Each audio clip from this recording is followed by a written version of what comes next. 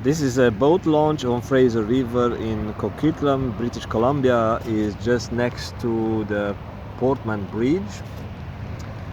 It is maintained by the city of Coquitlam. It is a paid launch. This time of the year it's $10 to launch and park your trailer. It's a large parking lot. I'm going to show you in a couple of moments. At this moment, the Fraser River is not too angry. I do not recommend people to launch small inflatable crafts, the ones that have electric trolling motor. I mean, it's doable, possible, especially if you don't go into strong current and if you avoid the vessels, any type of traffic, especially the tugboats are important. It's important for you to avoid tugboats or large barges like that one. Is a big one that if you get near, especially behind, even a larger boat can get in trouble. I've done some experimenting with this type of stuff. I rode my old 16-foot boat behind of such a barge, and yeah, I got lots of water inside. Sometimes of the year you will have to kind of dodge around debris and pieces of wood and logs, and see trees and dead stuff underneath. You need to be careful. It's still Fraser River. It's not like the Georgia Strait, when it's safer from that perspective. And I'm going to make to share a short story. This is not for experienced boaters. Lots of people come here fishing, and I see aluminum boats, and I see all sorts of craft that are owned by fishermen, and like I said, people who have experience, and they know the waters, they know how to navigate, come back at night, or maybe freezing cold outside, so they are used to the dangers on the water. But I'm sharing my experience with newbies. One day I decided to take my wife for a ride into our RIB, which is a rigid inflatable boat, and with a 20 horse engine on it. So it's not a big boat. It's hard to sink, but it's still not a big boat. And we thought we go just for a short ride, like from here maybe 5 kilometers all the way to where you see the somewhere around there, you know, just for a short ride.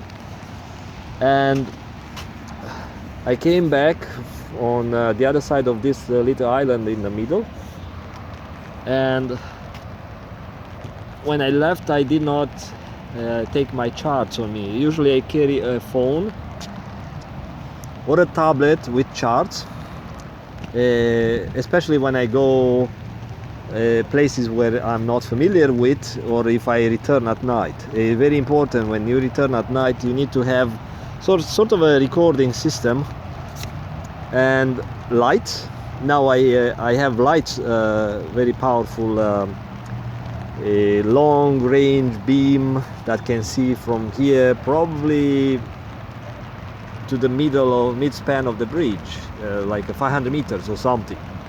So it's important to have a safety navigation tools on your boat if you come back at night or whatever, and something to record your tracks. Very important. I got into sandbars when I did not use my my charts and recording feature, because I ran out of battery power, and I got stuck onto the sandbars at Pit Lake. That was another silly one. I've done another one following a jet boat. He went over sandbars, and I think he did that on purpose because he saw me following him. Even we were part of the same team, carrying some passengers for some paragliding adventure, and so he went on over that sandbar, and I got stuck. Same thing, I did not use charts, was in a daylight, and I thought, okay, that's the navigational channel. So it's important to have a good maps or charts and the recording feature, so you know if you go daytime, you go by visual rules, or let's say you see stuff and you see obstacles and stuff, but when you come at night you won't see this thing if you don't have light, and you have to go very slow at maybe 5 knots, or let's say 10, 7, 8 kilometers an hour. I've been faster, but I do not recommend. And if you go places where the water is infested with logs and stuff, then it's more trouble. And we decided to come back around one of the pillars and do a shortcut and cut through and come here and back to the boat launch. And guess what? We hit a concrete block, underwater concrete block. You see that big leftover from the old bridge pillar. If you're not familiar with the area, or if you are new to Vancouver, about maybe 5-6 years ago there was another bridge, and they took it down, but they left a bunch of stuff underwater, and they are not marked. It's just underwater dangerous stuff. And I hit the underground concrete block, and yeah, I put some ding on my lower leg, part of the engine, and it was not a fun thing. The good thing that I was going, let's say maybe 10 kilometers an hour, like 6-7 knots. I was not going fast.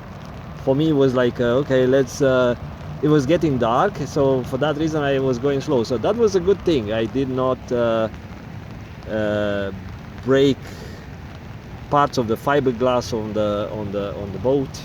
I did not poke holes on the boat bottom to have to rely on my tubes, or my inflatable tubes. Yeah, so this is the boat launch, and I'm going to show you the parking lot. This is more of a warning video, like you know, be aware of underwater stuff. Here is shallow water. Looks like it's going to be low tide. Now I notice that. Usually I don't see the bottom here.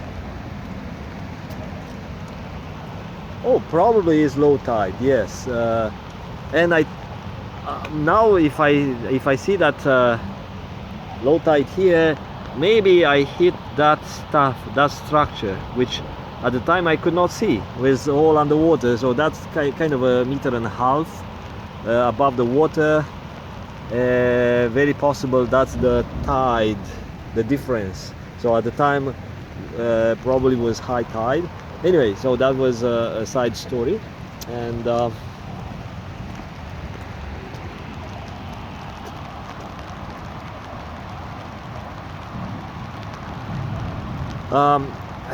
this message is new. I haven't seen this one here, but it seems that someone is trying to sell stuff.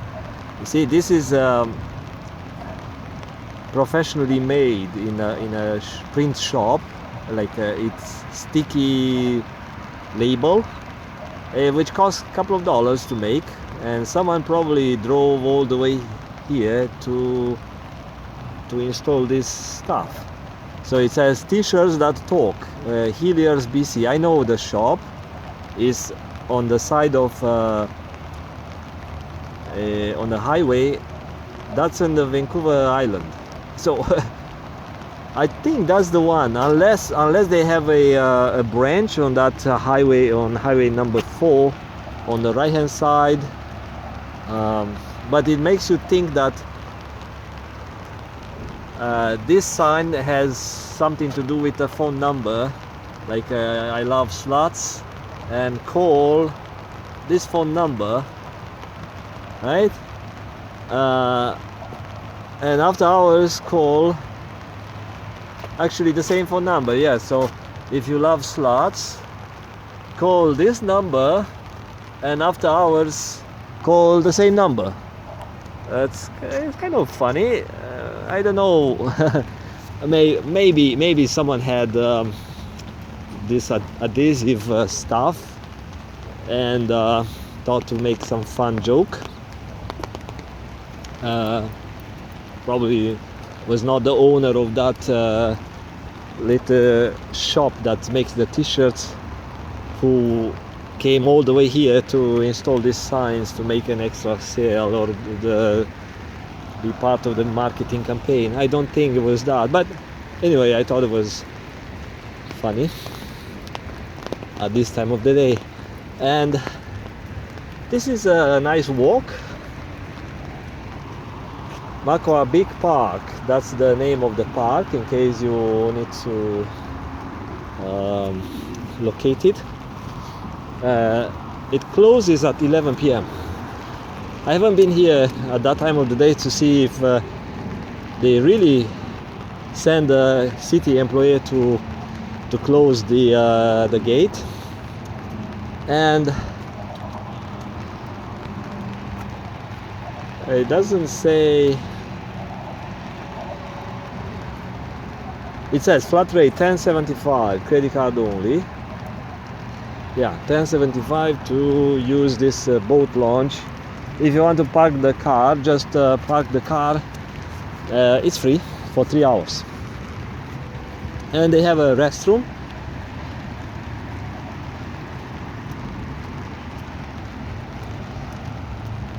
It's a big parking lot.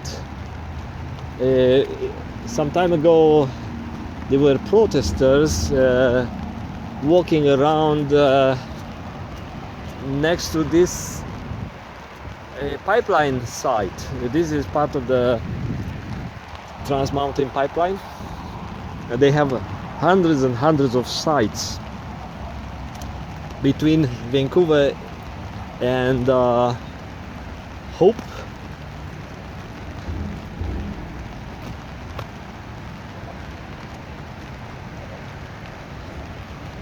Yeah, so this is the area that you can use for your boating adventure, fishing maybe, or going up the stream to Pitt Lake if it's not far for you, if you don't want to launch at Pitt Lake.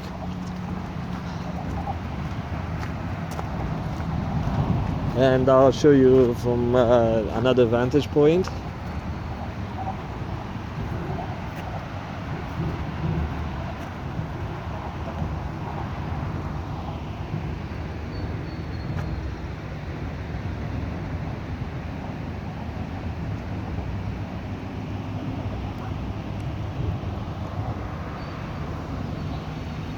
That's the boat launch. There is heavy marine traffic on that side of the river. I don't know the rules, if you go upstream this way or you come back this way. I saw a bunch of boats going upstream on the other side of the river, and other boats were coming down this way. And I don't know if there is a rule that you need to keep on the right or on the left, or if that is a deeper water. I can't say, and don't quote me for what I'm saying here.